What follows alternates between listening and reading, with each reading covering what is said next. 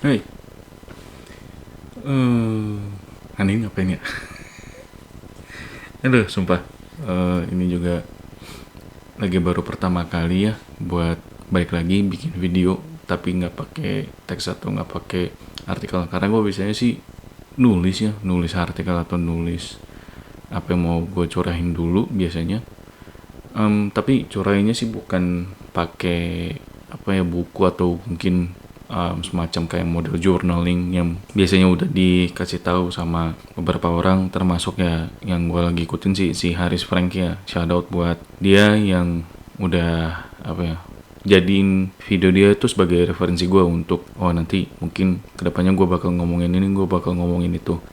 Sekarang sih yang mungkin gue mau kasih tahu ke lu, gue sekarang lagi belajar bahasa ya, bukan bahasa Mandarin sih, karena gue nggak begitu tertarik sama bahasa Mandarin meskipun dari muka gue kayak ya Cina banget gitu ya. Cuma nggak tahu entah kenapa gue nggak tertarik aja sih. Tapi itu nanti gue bakal kasih tahu kenapa gue nggak begitu tertarik sama bahasa Mandarin. Sekarang sih yang gue lagi seneng banget ya itu bahasa Jepang. Kenapa gue tertarik ngomong bahasa Jepang atau belajar bahasa Jepang? Pertama, dari gua SD ya, gua selalu nonton animasi Jepang gitu ya. Kita bisa sebutnya anime, atau sesederhana kalau lu udah ngeliat ya kayak mobil motor, ya lu taunya ya motor sama mobil Jepang gitu. Lu kalau punya TV Jepang, lu kalau punya mesin cuci dari Jepang, atau bahkan pompa air gitu ya, Shimizu Sanyo, itu kan dari Jepang juga ya. Kayaknya banyak sih sebenarnya, ngerasanya sih seperti itu ya. Jadi gua pengen bisa belajar di Jepang juga, atau bahkan bisa kerja di sana juga, dan ya siapa tahu punya pasangan di sana juga ya, karena memang ya lo kalau pasangan di sini ya rada muluk lah kalau gue bilang. Kedua, ini juga kaitannya sama lengan gue ya. Jadi memang kalau lo lihat dari video sebelumnya, lengan gue tuh kan sempet masalah dan mau nggak mau harus operasi, dan gue nggak ada kegiatan lainnya selain gue bikin konten saat ini. Dan juga pada saat gue apa ya lagi rawat inap ya, gue nggak bisa ngelakuin aktivitas lainnya. Makanya akhirnya gue mikir kenapa gue nggak melakukan sesuatu yang gue masih bisa curi waktu, gue masih bisa dapet ilmu, dan ya kalaupun bukan ilmu, pengetahuan lah. Bisa jadi di masa mendatang gue bisa seneng banget gitu loh untuk berbagi atau bahkan untuk berkomunikasi dengan orang-orang yang ada di luar. Jadi gue mikirnya ya udahlah, gue mendingan belajar bahasa Jepang. Moga-moga sih gue bisa dapat kerjaan juga di sana gitu, meskipun remote ya. Cuma memang beberapa teman gue juga ada yang lagi belajar bahasa Jepang, bahkan mereka juga udah berinisiasi untuk membuat kursus bahasa Jepang. Tapi bukan cuma itu yang mendasari gue pengen belajar bahasa Jepang juga. Gue ngeliat makin banyak sih teknologi yang sekarang tuh udah makin memberikan kemudahan ya untuk lu mempelajari bahasa gitu. Lu mau belajar bahasa Korea ya lu tinggal download aplikasi yang ada di sana, atau lu mau pelajarin bahasa apa misalkan yang lagi dilakukan oleh Sony Wheels ya untuk belajar bahasa Spanyol. Dan di sana kan juga bahasa Spanyolnya beragam, apalagi kalau lu ke Amerika Selatan, Spanyolnya Chile ternyata beda sama Spanyolnya Peru, dan ternyata beda juga tuh Spanyolnya Argentina sama bahasa Spanyolnya dari Paraguay gitu ya misalkan. Jadi menurut gue sih ya banyak banget yang sebenarnya dari bahasa itu bisa lo explore gitu, yang lo bisa explore ke teknologi, lo bisa explore ke budaya, bahkan lo bisa explore ke sejarah. Sama satu lagi, biar kita tuh nggak gampang dibego-begoin sih sebenarnya kalau lo juga belajar bahasa, apalagi misalkan lo belajar dialeknya dari orang, ini gue ambil contoh dari bahasa Jepang ya, dialeknya dari orang Kansai, terus dari orang Okinawa, itu kan beda-beda tuh. Nah menurut gue sih ini bagus banget kalau misalnya lu pelajarin dulu bahasa, ya bisa dibilang pemersatu mereka pertama ya, baru habis itu bahasa ibunya mereka itu apa sih. Sekarang sih yang gue lakuin ya untuk belajar bahasa Jepang tuh, pertama gue pasti download salah satu app. Ya gue nggak bisa kasih tahu sih, tapi kalau dari gambarnya mungkin lu udah tahu ya ini app apa. Wih, kecerahan ya, coba deketin. Ya pokoknya inilah, ini ngebantu banget. Kenapa? Karena lu bisa explore lebih jauh soal huruf, terus padanan kata, Padanan kata tuh kayak modelnya apa ya? Lu pakai imbuhan. Kalau di bahasa Indonesia itu pakai imbuhan ber, ya gitu-gitulah. Terus komposisinya seperti apa dan gimana sih paduin dari kata-kata yang disambung itu menjadi sebuah kalimat yang ya orang bisa mengerti gitu ya.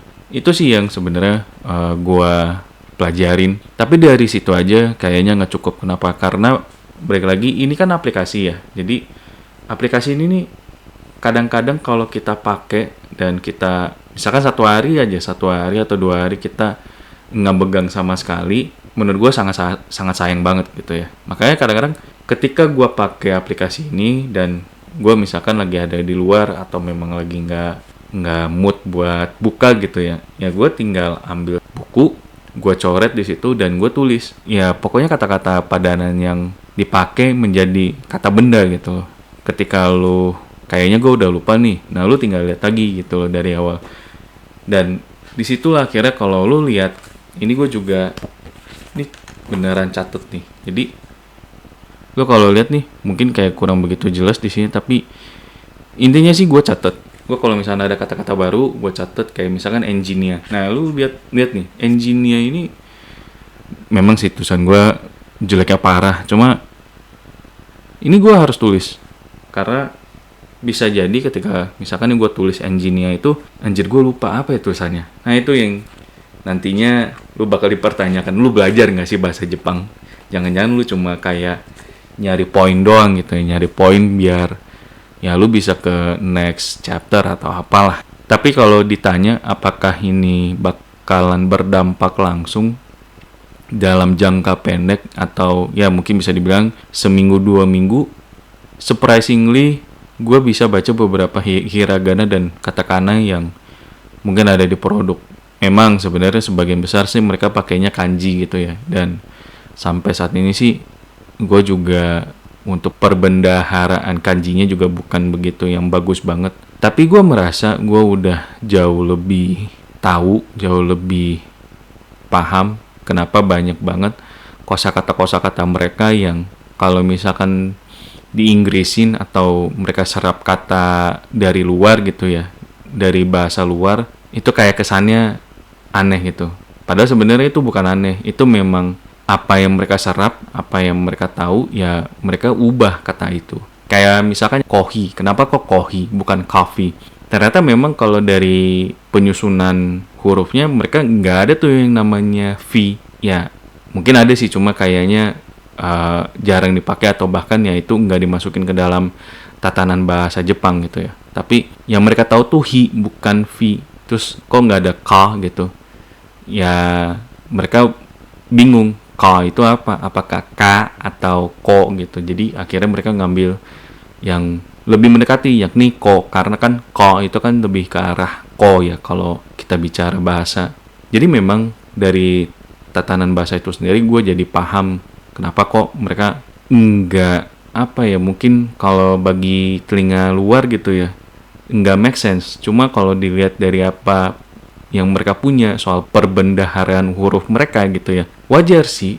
Makanya gue sekarang udah mulai respect gitu sama mereka yang nemuin bahasa, mereka yang nemuin padanan kata. Cuma memang kalau untuk sastra ya gue belum sampai ke sana, karena menurut gue sastra itu beda lagi. Tapi again, gue belajar bahasa ini gue menjadi lebih respect sama orang-orang yang bikin bahasa ini. Dan kedepannya apakah gue bakalan terus belajar selain bahasa Jepang? Gue 100% bilang ya.